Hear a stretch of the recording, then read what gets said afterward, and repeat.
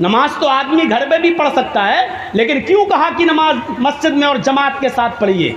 क्यों? इसलिए कि इस्लाम इज्तिमाइयत चाहता है। ईद की नमाज तो आदमी घर में भी पढ़ सकता है, लेकिन क्यों कहा कि मस्जिद के क्यों कहा ईदगाह जाइए? क्यों कहा घर की औरतों को भी ले जाइए? क्यों कहा अल्लाह के नबी ने जिस औरत के पास ओढ़नी ना हो, चादर ना हो, तो अपने सहेली की ओढ़नी और चादर पे चली जाए, लेकिन जाए?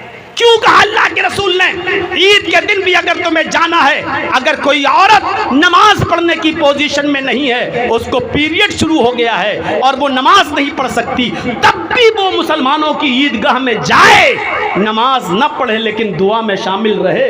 क्यों? ये इज्तिमाइयत का हुक्म क्यों दिया? लेकिन आज वो इज्तिमाइयत कहाँ चली जाती है मेरे भाइयों? आज हमारे दरमियान इख्तिलाफ क्यों है? आज हमारी नाइत्तिफाकी का फायदा लोग क्यों उठा रहे हैं? इलेक्शन का दौर है तो हमें बांटा जाएगा, और इलेक्शन का दौर खत्म हो जाएगा तो उसके बाद भी हम बटेंगे, तब मसलकों के नाम पे बटेंगे। तेरे पीछे मेरी नमाज नहीं, मेरे पीछे तेरी नमाज नहीं। और मुरादाबाद जैसे कांड होंगे कि मुरादाबाद में अगर किसी बरेलवी आदमी की नमाज जनाजा कोई देवबंदी मौलवी पढ़ा दे, तो बरेलवी मौलवी फतवा देता है कि पूरे गांव के तमाम सुन्नियों के निकाह टूट गए, और वो बैठेगा और फिर सबका निकाह पढ़ाना शुरू कर देगा। 5 साल तक हम हनफी, मालिकी, शाफई, बरेलवी, तेरी मस्जिद मेरी मस्जिद, तेरा निकाह मेरा निकाह, ये कर करके लड़ हम अपनी जिंदगी बर्बाद कर लेते हैं। और इलेक्शन का दौर आ जाता है तो हमारे वोटों में इंतशार पैदा करा के हमें अलग अलग बांट कर, मेरे भाइयों, हमारी कमजोरी का नाजायज फायदा उठाया जाता है। मेरे भाइयों, ये कौम जब तक मुंतशिर रहेगी, जब तक बड़ी रहेगी, जब तक इज्तिमाइयत इसके अंदर नहीं आएगी, इसी तरीके से हम और आप जलील होते रहेंगे, रुस्वा होते रहेंगे, ख्वार होते रहेंगे। और आज मैं डंके की चोट पर कहता हूं, डंके की चोट पर कहता हूं कि इस वक्त कोई हमारा अपना नहीं है। जिसको बुरा लगे लगता रहे, जो जिस पार्टी का मानने वाला हो मानता रहे, होता रहे। इस वक्त कोई भी हमारा नहीं है, कोई भी हमारा नहीं है, किसी पर भी भरोसा करने के लायक नहीं है। हमें किसी ने कुछ भी नहीं दिया है। मगरमच्छ और घड़ियाली के आंसू बहाने वाले सब इस वक्त हमारे साथ आ रहे हैं, लेकिन हमारे साथ कोई नहीं है। ये आपको सोचना है, हमें सोचना है कि इस वक्त आप ये सोचो कि हमारा कोई है, वो तो कोई नजर नहीं आएगा। अब ये सोचना तुम्हारा काम है कि सबसे कम नुकसानदेह कौन है। नुकसानदेह तो सब हैं, लेकिन ये सोचना तुम्हारे लिए जरूरी है कि कम नुकसान किस में है। तुम अगर ये सोचो कि ये आ जाएगा तो हमें फायदा होगा, माफ कर लीजिए, तुम्हें कुछ नहीं मिलना है, तुम्हें कोई कुछ नहीं देगा। तुम बादशाह नहीं बन सकते हो, तुम रहबर नहीं बन सकते हो, लेकिन ये सोचो कि इनमें कम नुकसानदेह कौन है। हम और आप ये सोचें कि इस वक्त हम उस हॉस्पिटल में मेरी बीवी एडमिट है कि हमारी बीवी की डिलीवरी हो रही है और डॉक्टर ने कह दिया है कि साहब हम या तो आपकी बीवी को बचा सकते हैं या बच्चे को बचा सकते हैं। अब बताओ दोनों में से हम किसको बचाएं? हमारे लिए तो दोनों चीजें नुकसानदेह हैं। बीवी जा रही है तब भी हमारा नुकसान, बच्चा जा रहा तब भी हमारा नुकसान। लेकिन इस वक्त हमें फैसला लेना है कि बीवी को बचाया जाए या बच्चे को। कम नुकसान क्या है? तो दिल पे हाथ रख के कहना पड़ेगा डॉक्टर साहब बीवी को बचा लो, बच्चा जा रहा तो जाने दो, बीवी रहेगी तो बच्चे और भी आ जाएंगे, और बच्चा अगर जा रहा तो जाने दो, लेकिन बीवी को बचा लो। बच्चा जा रहा वो भी हमारा नुकसान, लेकिन इस वक्त आपको छोटा नुकसान तो बर्दाश्त करना पड़ेगा। हमारा कोई नहीं है इस वक्त, हमारा ये आपको सोचना पड़ेगा। और फिर किसको क्या करना है ये आप जाने, आपका मामला है, आपका इलाका है। हम यूपी में आकर किसी पार्टी का कोई प्रचार करने नहीं आए हैं। फोन तो बहुत लोगों ने घुमाए मेरे पास, ताज्जुब होगा इतने फोन आए मेरे पास, लेकिन मैंने कहा कि नहीं, सियासी स्टेज कोई हम शेयर नहीं करेंगे, किसी भी सियासी स्टेज पर हम नहीं जाएंगे। क्या लालच नहीं दिया गया। लेकिन कोई सियासी स्टेज नहीं। लेकिन हाँ, इज्तिमाइयत हम जरूर बरकरार रखने की बात कहेंगे। मुसलमानों, जब तुम मुत्तहिद थे, जब तुम मुत्तफिक थे, तो तुम्हें नहीं मालूम तुम क्या थे। आज बाकायदा लड़ाई हो रही है। हमारे यूपी में आइए, हमारे यूपी में जाइए और देखिए। बिहार आने से पहले मेरे पास नोटिस आ चुका है। यहां आने से पहले आप जहां भी प्रोग्राम करने जाएंगे, कोई सियासी बात आप नहीं करेंगे। बिहार में बाकायदा वहां का चीफ मिनिस्टर बोलता है ये लड़ाई 80 और 20 की है, 80 और 20 की है। बाकायदा एक ऐसा बयान देता है जो संविधान के खिलाफ है, जिस पर इलेक्शन कमीशन को एक्शन लेना चाहिए। लेकिन नहीं, क्योंकि सारे लोग उनके परवुर्दा हैं और उन्हीं के टुकड़ों पे पल रहे हैं, इसलिए कोई एक्शन नहीं ले सकता है। ये लड़ाई बाकायदा ऐसा कर दिया गया है। इसलिए मेरे साथियों, मुत्तहिद हो जाओ, मुत्तफिक हो जाओ। तुम्हारे इलाके का इलेक्शन डिपेंड करेगा हिंदुस्तान के इलेक्शन। दुनिया तुम्हारी तरफ देख रही है। बिहार वालों, पूरी दुनिया तुम्हारी तरफ नजर उठा के देख रही है, तुम्हारे इत्तेफाक और इत्तेहाद की तरफ देख रही है। पूरी दुनिया की नजरें इस वक्त तुम्हारी तरफ जमी हुई हैं। इस वक्त तुम्हें अक्ल और शऊर से काम लेने की जरूरत है। तुम्हें अक्लमंदी और दानिशमंदी से काम लेने की जरूरत है। तुम्हें बहुत कुछ कह दिया है मैंने, बस यही कहना बाकी रह गया कि फलां को दो, फलां को मत दो। मेरे भाइयों, मैं कौन होता हूं ये कहने वाला? मैं नहीं कोई होता हूं। आप अच्छी तरीके से समझ रहे हैं। इस वक्त जानते हो कंडीशन क्या है हमारी? आप नहीं जानते हो। कौन लोग हमारे सर पे सवार हैं आपको मालूम है?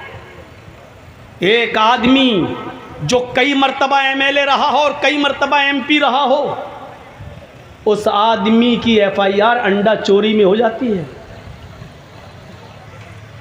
अंडा चोरी में आप अंदाजा लगा सकते हैं कि कौन लोग हमारी खोपड़ियों पे सवार हैं। जानते हो हम किस माहौल में रह रहे हैं? हम इस माहौल में रह रहे हैं कि एक तालाब पे शेर भी पानी पी रहा है और बकरी भी पानी पी रही है। एक ही घाट है, शेर भी पानी पी रहा है और बकरी भी पानी पी रही है। और शेर की तरफ से बहता हुआ पानी, झूठा पानी बकरी की तरफ आ रहा है। पानी वहां से आ रहा बहता हुआ जहां शेर पी रहा, मुंह डाला, और वहां से बहकर पानी आ रहा है इधर, और बकरी यहीं पानी पी रही है। तो पानी कौन झूठा कर रहा है? शेर। और शेर का झूठा पानी कौन पी रही है? बकरी। लेकिन जब शेर और बकरी दोनों पानी पी चुके, तो शेर बहाना ढूंढ रहा है बकरी को मारने का। शेर ने कहा, ए, तूने मेरा पानी झूठा क्यों किया? तो बकरी ने कहा, रे जंगल के राजा, मैंने कहा पानी झूठा किया। पानी तो आपकी तरफ से बहता हुआ आ रहा था, मैंने तो आपका झूठा पानी पिया। मेरी क्या मजाल कि मैं आपका पानी झूठा करूं? पानी तो आपकी तरफ से बहता हुआ आ रहा था, मैंने तो आपका झूठा पानी पिया। शेर ने कहा, अच्छा तो तू मुझसे जबान भी चलाती है, मेरे सामने जबान भी खोलती है, तुझे बोलना भी आता है? शेर उठा और उसने बकरी को फाड़ दिया और टुकड़े टुकड़े कर दिया और खा गया। यानी इतना भी कहने का हक नहीं है कि मैं अपनी सफाई पेश कर सकूं। हम उस माहौल में रह रहे हैं। वही उत्तर प्रदेश जहां कभी प्रोग्राम ख़त्म नहीं होते थे, आज मस्जिद में भी अगर प्रोग्राम मुझे करना होता है तो परमिशन लेना पड़ती है। और जहां मौलाना जर्जीस का नाम आ जाए, LIU रिपोर्ट दे देता है कि नहीं, फसाद फैल सकता है, फितना फैल सकता है। हम अपनी मस्जिद में भी माइक खोलकर हम तकरीर नहीं कर सकते हैं। इस माहौल में हम और आप रह रहे हैं, और आप यहां सोच रहे हैं कि हमारा कौन? इस मौके पर मेरे भाइयों, हम तो पहले ही कहते हैं, और हम हर जलसे में मैंने ये बात कही है कि हमारा कोई रहबर नहीं, कोई रहनुमा नहीं। सब अपना अपना उल्लू सीधा कर रहे हैं, सब मुसलमानों का वोट लेना चाहते हैं और मुसलमानों को देना कोई कुछ नहीं चाहता है। यह अलग बात है कि कोई कम नुकसानदेह है, कोई ज्यादा नुकसानदेह है। इसलिए मेरे प्यारे भाइयों, हमें और आपको बड़ी दूरअंदेशी से, हिकमत से और बड़ी होशियारी से काम करने की जरूरत है। मैं जानता हूं हो सकता है कि इस तकरीर के बाद भी मैं घर पहुंचूं और घर पहुंचने से पहले कोई नोटिस मेरे घर पर आ जाए। हो सकता है कि इत्तेफाक और इत्तेहाद की बात करके आया। आज लोगों को ये बुरा लग रहा है कि जरजीत साहब इत्तेफाक की बात करें, जरजीत साहब इत्तेहाद की बात करें, जरजीत साहब मिलाने की बात करें। बुरा, ये भी बुरा लग रहा है लोगों को। मेरे भाइयों, हम इस वक्त उस इतनी मसलिहत से काम लेने की जरूरत है जैसे लोमड़ी ने मसलिहत से काम लिया था। याद है, एक जंगल के अंदर शेर ने भी शिकार किया और भेड़िए ने भी शिकार किया और लोमड़ी ने भी शिकार किया। शेर ने गधा मार लिया और भेड़िए ने बकरी मारी और लोमड़ी ने खरगोश मार दिया। अब शेर ने पूछा कि मैंने गधा मारा, भेड़िए ने बकरी मारी, लोमड़ी ने खरगोश मारा, तीनों जानवर मरे पड़े हैं।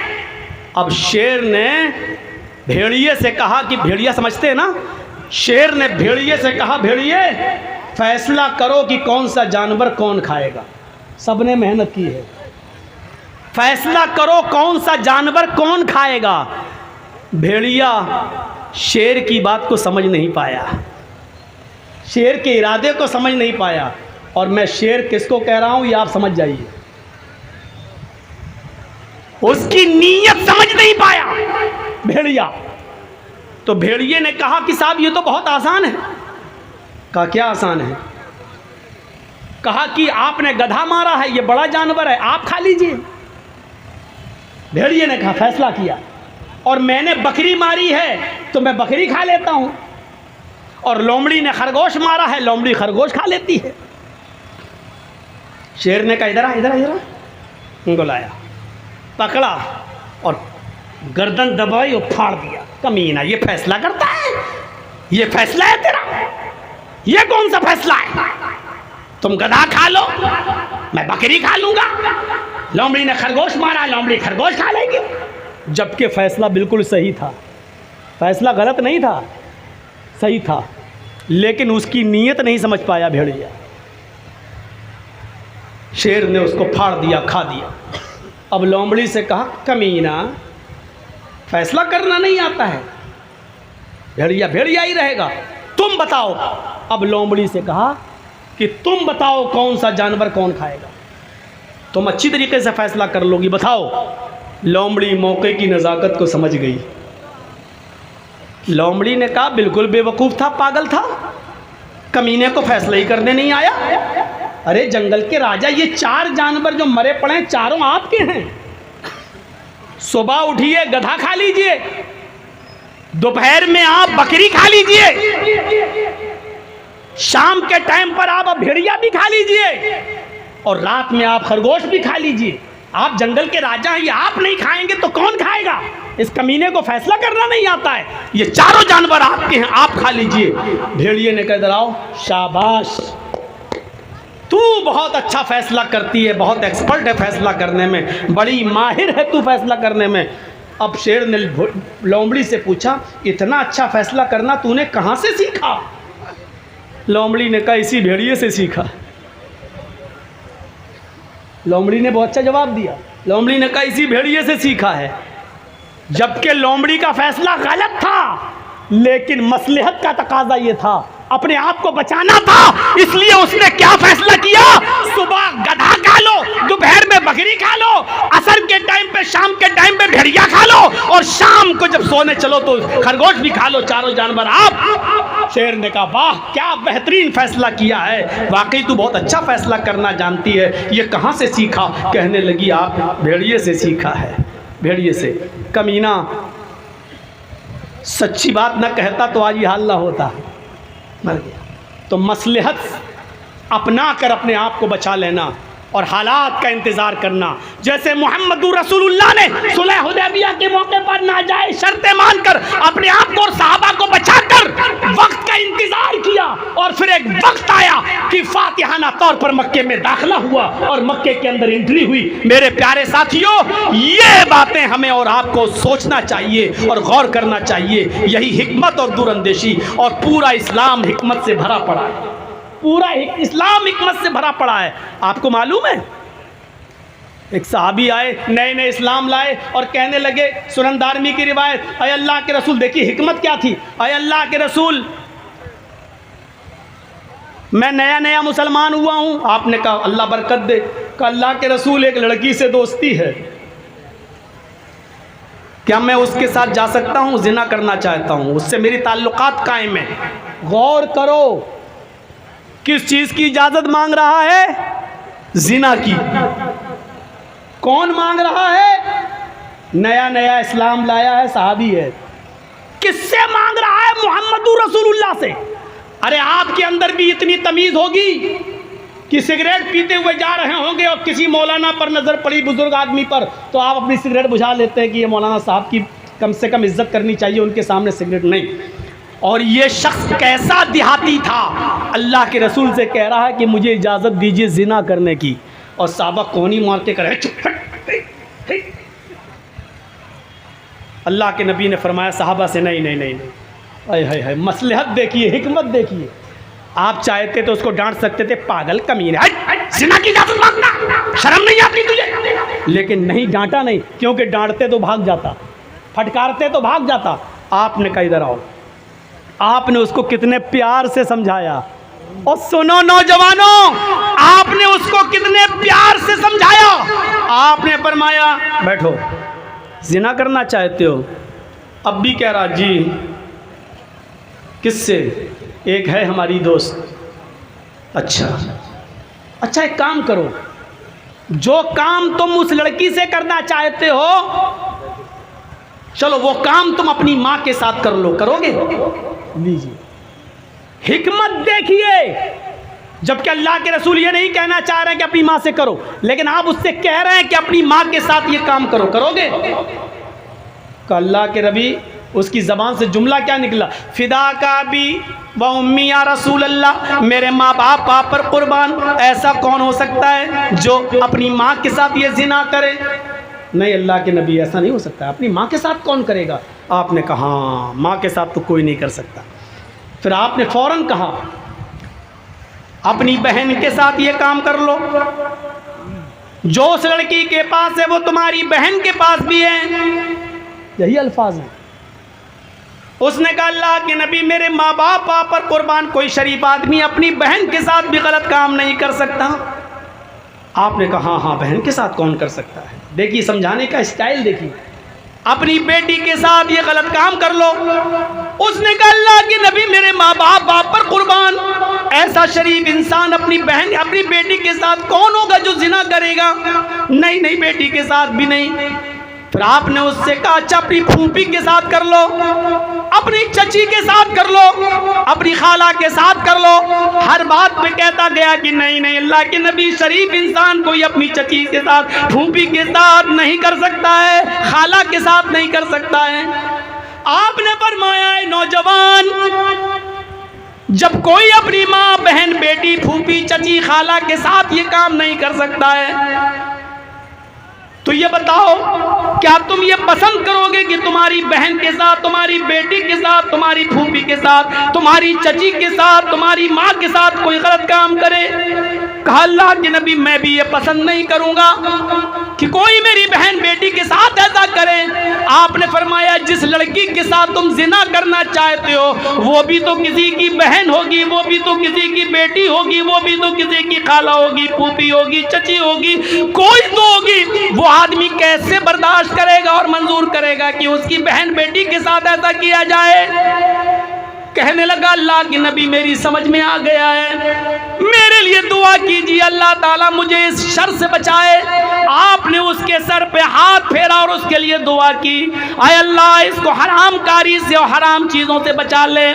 उस नौजवान का कहना है कि अल्लाह के नबी की इस दुआ के बाद किसी लड़की की तरफ तो छोड़ो, किसी लड़की की तरफ तो छोड़ो, किसी हराम चीज की तरफ भी मेरी नजर नहीं उठी। आपने कितनी हिकमत के साथ समझाया, कितनी मसलहत के साथ समझाया, माँ बहन बेटी का नाम लेके समझाया। अगर आप उसको डांटते और फटकारते तो भाग जाता, इस्लाम से दूर हो जाता और फिर करीब ना आता। आपने उसको बड़े प्यार से समझाया, हिकमत से समझाया, और प्यार से समझाने का नतीजा ये निकला कि वो तमाम हराम कामों से तौबा कर लेता है और फिर किसी हराम चीज की तरफ नजर भी नहीं डालता। तो पूरा इस्लाम हिकमत से भरा पड़ा है, पूरा इस्लाम मेरे भाइयों मसलहत से भरा पड़ा है। हमें और आपको भी मसलहत के पेशे नजर बहुत सी चीजों से समझौता करना पड़ेगा, हमें भी हालात के पेशे नजर बहुत सी चीजों से समझौता करना पड़ेगा।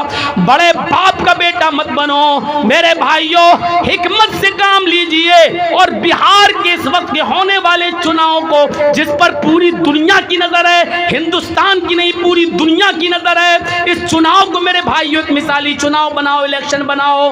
वैसे ही आपको मालूम नहीं कि आपको विदेशी कहा जा रहा है, आपको रोहिंग्या कहा जा रहा है, आपको बांग्लादेशी कहा जा रहा है, आपके ऊपर क्या क्या इल्जामात लगाए जा रहे हैं, और आप ये जानते हैं कि कौन आपके पीछे पड़ा हुआ है और इस वक्त के चुनाव को क्या क्या बनाने की कोशिश की जा रही है। इसलिए मुसलमानों, मेरी आपसे अपील है कि बड़ी हिकमत के साथ, बड़ी दूरअंदेशी के साथ एक एक वोट की कद्र कीमत को पहचानना, इत्तिफाक और इत्तेहाद का सबूत देना, जहां भी जाना मिलकर जाना, जिस जगह भी वोट डालना इत्तिफाक के साथ डालना, इत्तेहाद के साथ डालना। किसको देना ये आपकी मर्जी है, लेकिन इंतशार न हो, इफ्तराक न हो, बंटवारा न हो। अगर आपका बंटवारा हो गया तो समझ लो कि फिर से देश के दुश्मनों के हाथों में इसकी बागडोर जा रही है। फिर आप पछताएंगे, फिर आप खून के आंसू रोएंगे। मेरे भाइयों, जिस तरीके से हम लोग खून के आंसू रो रहे हैं, उसी तरीके से आपको भी खून के आंसू रोने के सिवा कुछ नहीं मिलेगा, क्योंकि इख्तिलाफ फिर बाद में भी खत्म नहीं होगा। फिर मस्जिद का झगड़ा, फिर तेरी मेरी मस्जिद का झगड़ा, तेरे मेरे जनाजे का झगड़ा, तेरी मेरी नमाज का झगड़ा, ये सारे झगड़े फिर शुरू होंगे। अल्लाह से दुआ करो मेरे भाइयों कि अल्लाह हम तमाम मुसलमानों को इत्तिफाक और इत्तेहाद के एक प्लेटफार्म पे कायम फरमा दे, हम सबको मिला दे, हम सबको आपसी इख्तिलाफात मिटाकर पूरी इज्तिमाइयत के लिए और पूरी मुस्लिम कौम के फायदे की सोचने की कोशिश करनी चाहिए, और अल्लाह ताला हमें उसकी तौफीक अता फरमाए। मेरे प्यारे साथियों, 12:50 हो चुके हैं। 10 मिनट का टाइम मैं आपको यहाँ बैठकर इस इदारे के लिए आपसे कुछ मांगूंगा, कुछ दूंगा, क्योंकि आप खुश नसीब हैं कि आपके इलाके में इदारे चल रहे हैं। हमारे यूपी में आ जाइए तो बुलडोजर चल रहे हैं। आप हमारे यूपी पर नजर डाल दीजिए तो क्या हो रहा है। ये इदारे अगर आपकी रहमो करम पर नहीं चल पाए तो आपको बिहार से भी ये इदारे बंद करना होंगे। 10 मिनट का मैं टाइम देता हूं आपको। आपने हमेशा हमसे मोहब्बत की है, आज भी अपनी मोहब्बत का सबूत दीजिए। 100, 200, 500, 1000 जो भी आप मेरे हाथ में देना चाहें इस इदारे के लिए दीजिए। अल्लाह ताला आपको इसका अजर अजीम अता फरमाएगा। इलाहुल आलमीन, हम तुझसे दुआ करते हैं कि हम मुसलमानों को इत्तिफाक और इत्तेहाद के एक प्लेटफार्म पर कायम फरमा दे। अल्लाह, तेरे नबी का फरमान है, तेरे नबी का फरमान है, अमालुकुम उम्मालुकुम, आपस में तुम एक दूसरे के दुश्मन थे, आपस में तुम एक दूसरे के हरीफ थे, आपस में तुम एक दूसरे के दुश्मन थे। फ़अल्लफ़ बैन क़ुलूबिकुम, अल्लाह ने तुम्हारे दिलों में उल्फत डाल दी, अल्लाह ने तुम्हारे दिलों में मोहब्बत डाल दी। फ़अस्बहतुम बिनिअमतिही इख़वाना, तो तुम अल्लाह की इस नेमत से आपस में भाई भाई बन गए। ऐसी कौम को अल्लाह के नबी ने मोहब्बत से, अखलाक से भाई भाई बना दिया। एक दूसरे के लिए लड़ने, एक दूसरे को मारने वाले एक दूसरे के लिए अपनी जान देने लगे, एक दूसरे के लिए अपनी जान निछावर करने लगे। ऐसा भाई बना दिया मुहम्मदुर रसूलुल्लाह सल्लल्लाहु अलैहि वसल्लम ने। इसलिए हमें और आपको ये देखना है कि मौका और महल क्या है।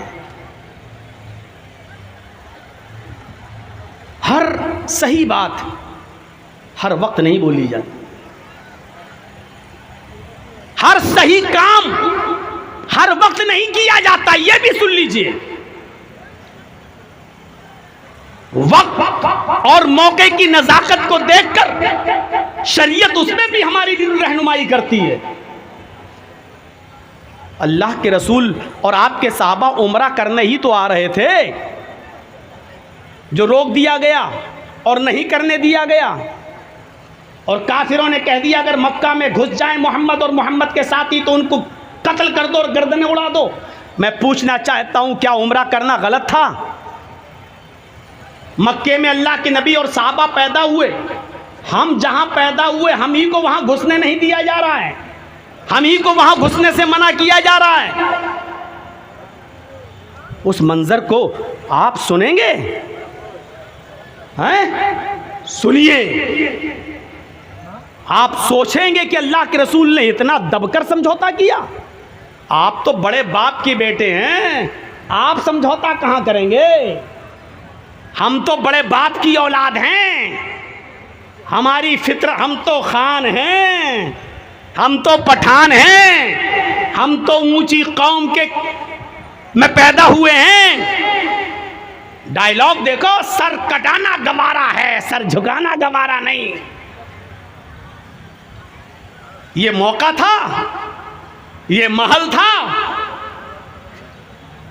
आई लव मोहम्मद का जलूस निकालना और लेके चलना और वरगलाना और कहना और चीखना कि हम तो निकालेंगे मोहम्मद के नाम पर हमारी जानें भी कुर्बान। और जब डंडे बरसे और लाठियां चली तो चप्पल गिन नहीं पा रहे थे कि कितनी चप्पलें हैं। कहां चली गई थी वो मोहब्बत? कोई मरा नहीं। कहां चली गई थे वो लोग जो कह रहे थे कि मोहम्मद के नाम पर हमारे सीने छल्ली हो जाने के, हम कराने के लिए तैयार हैं, हम जान देने के लिए तैयार हैं। आज मेरे भाइयों गौर करो, बरेली की धरती पर और बरेली की सरजमीन पर आज कितने मकान और कितनी दुकानें आज बुलडोज कर दी गई हैं और गिरा दी गई। कौन है इसका जिम्मेदार? किसने मना किया कि रसूलुल्लाह से मोहब्बत नहीं होनी चाहिए? रसूलुल्लाह से मोहब्बत तो हमारे ईमान का हिस्सा है। जिसके अंदर रसूल की मोहब्बत नहीं वो मुसलमान ही नहीं। लेकिन जज्बात, जोश, और उस जोश में हम ये भूल गए कि इस वक्त कौन लोग हमारे सरों पर मुड़लाए हुए हैं और कौन लोग बैठे हुए हैं, ये हम भूल गए। अल्लाह के नबी भी अपने सहाबा के साथ निकले थे, मदीने से चल चुके थे, हुदैबिया के मकाम पर पहुंच चुके थे। और यहाँ जितने लोग बैठे पूछिए, हज करने गए होंगे, उम्रा करने गए होंगे, हुदैबिया का मकाम देखा है? मैं भी सन 1914 में मैं भी 2014 में अपने वालिद साहब के साथ गया था हज करने के लिए और अपनी वालदा के साथ। मैं हुदैबिया के मकाम को देख चुका हूँ। मक्के से कोई 7 मील की दूरी पर बस मदीने से चले अल्लाह के रसूल और आपके सहाबा, जिसमें अबू बकर भी हैं, उमर भी हैं, हजरत अली भी हैं, बड़े बड़े सहाबा मौजूद हैं। ये काफिला मदीने से चला। आजकल की तरह ये ज़माना नहीं था कि मौलाना जर्जी साहब पटना से 1 बजे दिन में वंदे भारत पे बैठे और शाम को 7 बजे आपके किशनगंज में उतर गए और जलसे में आके कहने की सफ़र बहुत लंबा था, बहुत थक चुका हूँ, तबीयत खराब है। ये वो दौर नहीं था। घोड़े का सफ़र, खच्चर का सफ़र, ऊंट का सफ़र, लाइटों का ज़माना नहीं। रास्ते में कितनी तकलीफ का से गुजरना हुआ होगा आपको। और 300 मील तकरीबन 450 किलोमीटर का सफ़र करके हुदैबिया के मकाम पर आकर रुक गए। बरेली के लोगों की तरह अल्लाह के नबी के सहाबा में ऐसे भी ऐसे लोग थे जो ये कह रहे थे कि अल्लाह के रसूल नहीं, हम तो आए हैं तो उम्रा करके जाएंगे, या तो मरेंगे या मारेंगे। और नबी के सहाबा मौत से पीछे हटने वाले नहीं थे। वो ऐसे थे कि कोई कहता था कि आए खुबैब, आज तो तुम्हें भी अच्छा लगता होगा कि मैं बच जाऊं और मेरी जगह मोहम्मद फंस जाएं। तो हजरत खुबैब ने कहा कि मैं ये भी नहीं चाहता हूं कि मेरे पैर में, अल्लाह के रसूल के पैर में कांटा चुभ हो दिया जाए और मेरी जान बच जाए। अगर मुझसे कहोगे कि सिर्फ अपने पैर में कांटा चुभो लेने दो, मैं मोहम्मद को छोड़ दूंगा, तो अल्लाह की कसम मैं मोहम्मदुर रसूलुल्लाह सल्लल्लाहु अलैहि वसल्लम के पैर में कांटा भी नहीं चुभोने दूंगा, अपनी जान दे दूंगा, लेकिन नबी के पैर में कांटा भी चुभाने की इजाजत नहीं दूंगा। इतनी मोहब्बत थी सहाबा को। हजरत उमर कह भी रहे हैं, हजरत उमर थोड़े जज्बाती जोश, अल्लाह के रसूल इतनी दूर से आए हैं, हम रुक जाएंगे? इधर मक्के में ऐलान कर दिया गया, कोई भी आए कत्ल कर दो, किसी को आने नहीं दिया जाएगा। अल्लाह के नबी और आपके सहाबा हुदैबिया के मकाम पर रुक जाते हैं। अब सुनिए मुसलमानों, फितना किस तरीके से रोका गया, और हमारी ये बात बहुत काम आएगी,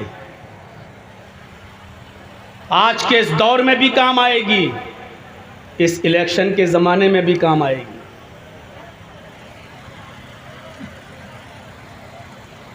हम किसी पार्टी के एजेंट नहीं हैं, ना हम किसी पार्टी का प्रचार करने आए हैं।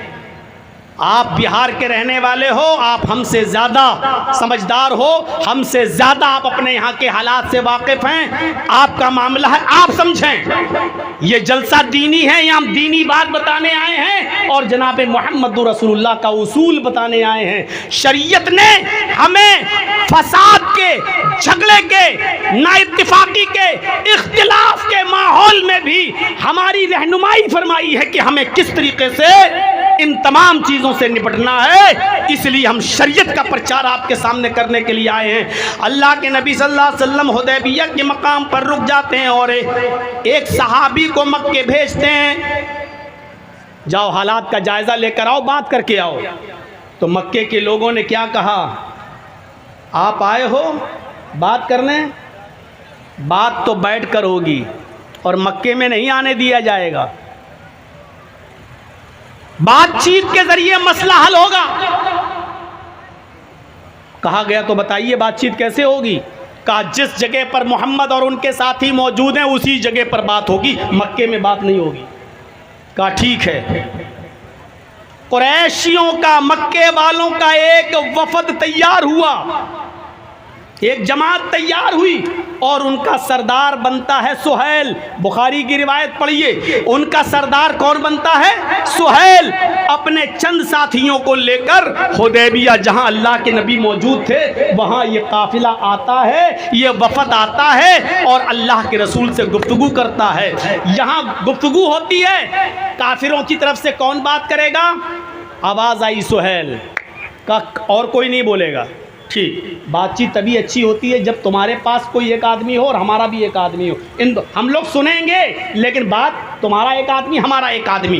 काफिरों की तरफ से किसको तैयार किया गया? सुहैल। और कहा कि मुसलमानों तुम्हारी तरफ से कौन बात करेगा? लोगों ने, सहाबा ने जवाब दिया, हमारे नबी जनाब मोहम्मद रसूलुल्लाह सल्लल्लाहु अलैहि वसल्लम। कहा ठीक है, इन दोनों में गुफ्तगू होगी, तुम्हारे आदमी भी सुनेंगे, हमारे आदमी भी सुनेंगे। अब गुफ्तगू शुरू होती है। सुहैल ने कहा ठीक है, आप लोग मक्के में पैदा हुए, आपके आबा व अजदाद मक्के में पैदा हुए, आपकी ज़मीनें मक्के में मौजूद हैं, आपके रिश्तेदार मक्के में मौजूद हैं, हमें कोई एतराज़ नहीं है, लेकिन इस साल हम आपको उम्रा नहीं करने देंगे। अब शर्त लगती है। अब देखिए, शर्तें सब नाजायज़, एक भी शर्त जायज़ नहीं, सारी शर्तें नाजायज़। जिस नाजायज़ शर्त में पहली शर्त क्या है?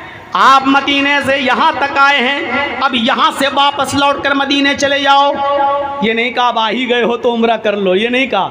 इस साल आपको वापस जाना होगा, आप और आपके सारे साथियों को वापस जाना होगा, हम आपको इस साल उम्रा नहीं करने देंगे। आइंदा साल आप और आपके सहाबा आ सकते हो, पहली शर्त यह है कि इस साल वापस जाओ। मंजूर है तो लिखो। मुहम्मदुर रसूलुल्लाह सल्लल्लाहु अलैहि वसल्लम ने जिद नहीं की, आपने फरमाया सुहैल मुझे तुम्हारी ये शर्त मंजूर है, चलो इस साल हम वापस चले जाते हैं, नहीं करेंगे उम्रा, लेकिन अगली साल तो आ सकते हैं, आइंदा साल, नेक्स्ट ईयर तो आ सकते हैं। सुहैल ने कहा नेक्स्ट ईयर, अगली साल आपको आने की इजाज़त है, इस साल नहीं। पहली शर्त लिख ली गई। इस साल वापस जाएंगे, इस साल उम्रा नहीं करने दिया जाएगा। ठीक है, पहली शर्त तय हो गई। दूसरी शर्त काफिरों ने लगाई, आए मोहम्मद दूसरी शर्त यह है कि आइंदा साल आप उम्रा करने के लिए आएंगे और आपके सहाबा उम्रा करने के लिए आएंगे तो मक्के में 3 दिन से ज्यादा रहने की इजाजत नहीं दी जाएगी। बिल्कुल वही मामला, इस मुल्क को आज़ाद हमने कराया, सबसे ज़्यादा खून मुसलमानों ने बहाया। आज भी इंडिया गेट पे चले जाइए, 95,000 लोगों में 65,000 सिर्फ मुसलमानों के नाम आपको मिलेंगे स्वतंत्रता सेनानी में, इस जंग की आज़ादी में, आज़ाद कराने में इस भारत को। लेकिन हम ही से कहा जा रहा है कि तुम ही को कागज़ दिखाना होगा, तुम इस देश के बाशिंदे हो या नहीं, तुम इस मुल्क के अंदर रहने वाले हो या नहीं। बिल्कुल वही षड्यंत्र, वही कैफियत हम ही से कहा जा रहा, हमारी ज़मीन, हमारे आबा अजदाद सब मक्के में पैदा हुए, हमारी ज़मीनें मक्के में मौजूद, हम मक्के में पैदा हुए और हम ही से कहा जा रहा है 3 दिन से ज़्यादा रहने की इजाज़त नहीं। आए मोहम्मद सल्लल्लाहु अलैहि वसल्लम, आपको और आपके साथियों को मक्के में 3 दिन से ज़्यादा रहने की इजाज़त नहीं होगी, वो भी आइंदा साल। इस साल तो बिल्कुल नहीं, आइंदा साल आ सकते हो, लेकिन 3 दिन से ज़्यादा मक्के में रहने की इजाज़त नहीं होगी। आपने कहा, आए अली लिख दो, मुझे सुहैल की इन काफिरों की तरफ से ये शर्त भी मंजूर है, हम आएंगे और उम्रा करके सीधे वापस चले जाएंगे मदीने, हम मक्के में 3 दिन से ज़्यादा नहीं रुकेंगे, मुझे तुम्हारी ये शर्त भी मंजूर है। अगर अल्लाह के रसूल ये कहते क्यों नहीं रखा जाएगा, क्या मेरी ज़मीन नहीं है मक्के में, क्या हमारे रिश्तेदार नहीं है मक्के में, तो क्या गलत बात थी? सही बात थी, लेकिन कभी कभी सही बात से भी समझौता करना पड़ रहा है। आपने फरमाया ठीक है, मुझे तुम्हारी ये दूसरी शर्त भी मंजूर है। अब उसने एक और खेल बिगाड़ना चाहा, वो ये चाह रहे थे किसी तरीके से ये मामला, ये समझौता बिगड़ जाए।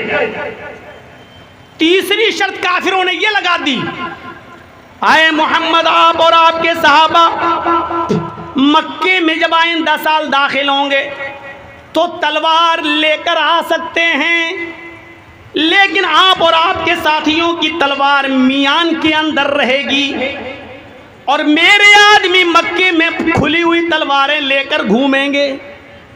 कितनी नाजायज शर्त, कितनी नाजायज शर्त। मेरे आदमी मक्के में खुली हुई नंगी तलवारें लेकर घूमेंगे, लेकिन आप और आपके सहाबा तलवार तो ला सकते हो, लेकिन तलवार मियान के अंदर रहेगी।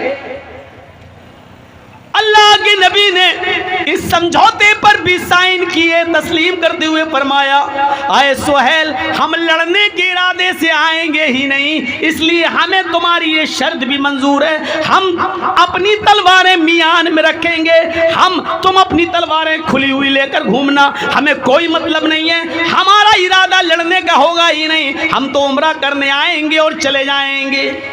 तीसरी शर्त भी मान ली।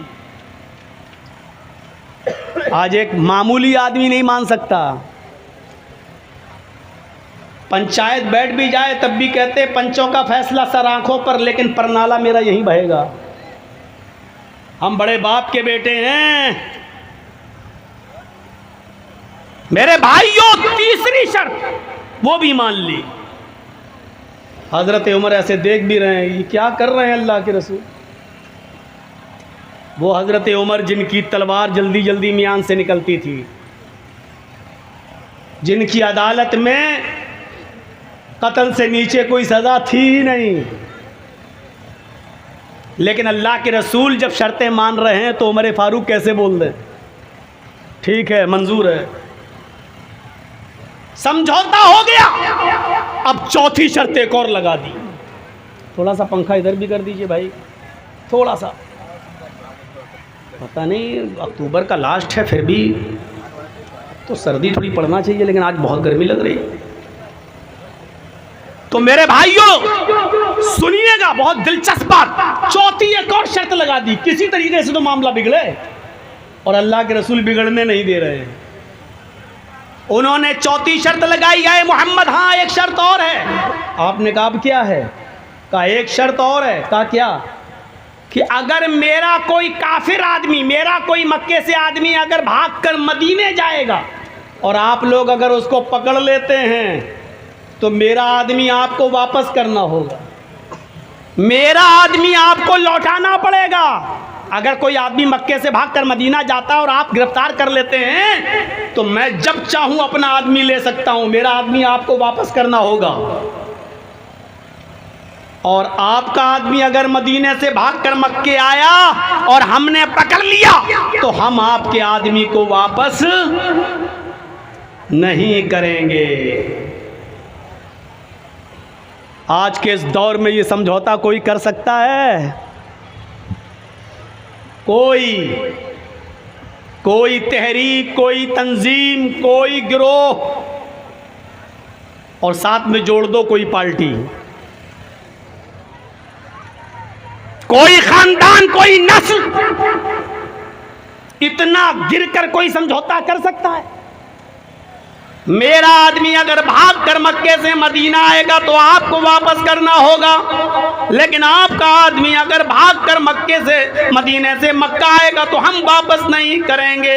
अल्लाह के नबी जनाब मोहम्मद रसूलुल्लाह सल्लल्लाहु अलैहि वसल्लम फरमाते हैं, आए सुहैल मुझे तेरी ये शर्त भी मंजूर है। हजरत उमर ने कहा, अल्लाह के नबी ये शर्त? मेरा आदमी ये वापस नहीं करेंगे और इनका आदमी मैं वापस करूं? अल्लाह के नबी ने फरमाया, आए उमर तुम नहीं जानते हो, जो मेरा हो जाता है वो जाने का नाम भी नहीं लेता। मेरा तो कोई आदमी जाएगा ही नहीं, और इनका अगर कोई आ भी जाएगा तो मेरे पास चंद दिन रहकर ऐसा अखलाक को किरदार देखकर ऐसा हो जाएगा कि जाने के बाद भी वो मेरा ही रहेगा। मुझे आए सुहैल तेरी ये शर्त भी मंजूर है, ये भी मंजूर कर लिया और लिख दिया गया मोहम्मदुर रसूलुल्लाह को ये समझौता मंजूर है। सुहैल से कहा कि तुम भी दस्तखत कर दो। सुहैल ने जब पढ़ा तो अब एक और नाजायज शर्त, और इतनी खराब शर्त, उसने कहा, आए मोहम्मद सल्लल्लाहु अलैहि वसल्लम, इस पर रसूलुल्लाह लिखा हुआ है, मैं आपको रसूल मानता ही कब हूँ, रसूलुल्लाह काटो। लिखो मोहम्मद इब्ने अब्दुल्लाह को ये समझौता मंजूर है। अगर ये लिखोगे मोहम्मदुर रसूलुल्लाह को समझौता मंजूर है तो हम समझौता ही नहीं करेंगे। हम आपको रसूल मानते ही कहाँ हैं? अगर रसूल मान लें तो झगड़ा ही किस बात का है? फिर तो झगड़ा ही ख़त्म है। आप कहते हो मैं अल्लाह का रसूल हूँ और हम आपको अल्लाह का रसूल मानते ही नहीं है, इसलिए लिखो हम ये मानते हैं कि आप अब्दुल्ला के बेटे अब्दुल मुत्तलिब के पोते हैं। आप ये लिखिए कि मोहम्मद इब्ने अब्दुल्ला को ये शर्तें मंजूर हैं, रसूलुल्लाह काटिए। आपने हज़रत अली से कहा, अय अली रसूलुल्लाह काट दो। फसाद रोकने के लिए, खून खराबा रोकने के लिए लफ्ज़ रसूल तक कटवाने के लिए तैयार हो गए मोहम्मदुर रसूलुल्लाह। इससे ज़्यादा कोई अमन पसंद इंसान होगा? इससे ज़्यादा कोई अमन और शांति को चाहने वाला होगा?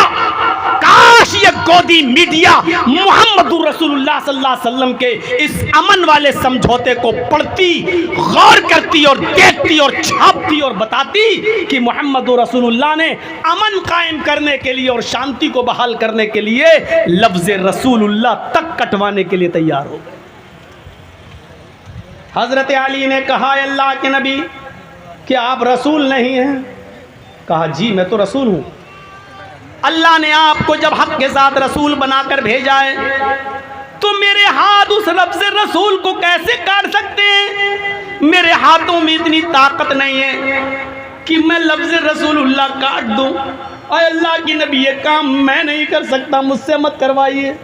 जब आप रसूलुल्लाह हैं तो मैं रसूलुल्लाह कैसे काट दूँ?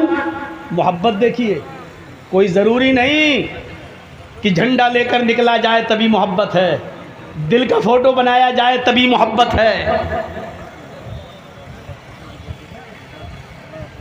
आए अल्लाह के रसूल, मैं लफ्ज़ रसूलुल्लाह नहीं काट सकता अपने हाथ से। अल्लाह के नबी ने फरमाया लाओ कलम मुझे दो। हज़रत अली ने कलम दे दिया। बुखारी की हदीस, बुखारी की रिवायत, अल्लाह के नबी ने कहा अली मुझे बताओ कि कहाँ लिखा है रसूलुल्लाह, मुझे बताओ रसूलुल्लाह कहाँ लिखा है। हज़रत अली ने बताया ये लिखा है, यहाँ से यहाँ तक ये रसूलुल्लाह लिखा हुआ है। आपने खुद उसको अपने हाथ से काट दिया, लीजिए, और लिखवा दिया इब्ने अब्दुल्ला, मोहम्मद रसूलुल्लाह कटवाकर इब्ने अब्दुल्ला को ये समझौता मंजूर है। अब हजरत उमर उठ गए। और सुनो, हमारे और आपकी तरह जज्बाती लोग नबी के साथ भी थे। हजरत उमर उठ गए और कहने लगे ऐ अल्लाह के रसूल, अलस्ना अलल हक, क्या हम हक पर नहीं हैं? जैसे हम कहते हैं क्या हम सही नहीं बोल रहे हैं, क्या हम गलत बोल रहे हैं, क्या हम फसाद फैला रहे हैं? हजरत उमर ने भी क्या कहा, अलस्ना अलल हक, क्या हम हक पर नहीं हैं? अल्लाह के नबी ने कहा ऐ उमर, उस रब की कसम जिसके कब्जे में मेरी जान है, हम हक पर हैं। ऐ अल्लाह के नबी, हम हक पर हैं। कत्लाहुम फिन्नार, तो आप हमें जिहाद का हुक्म क्यों नहीं देते?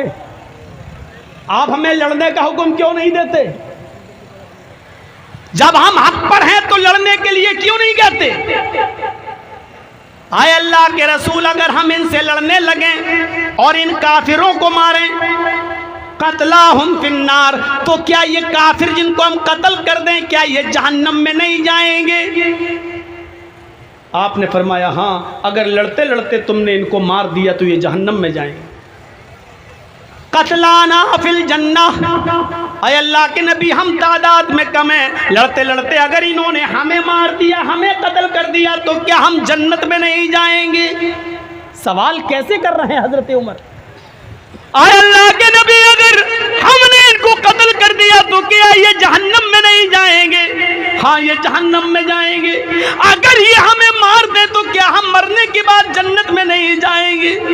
आपकी आंखों में आंसू आ गए। फरमाया हाँ, अगर ये तुम्हें कत्ल कर दे तो तुम जन्नत में जाओगे।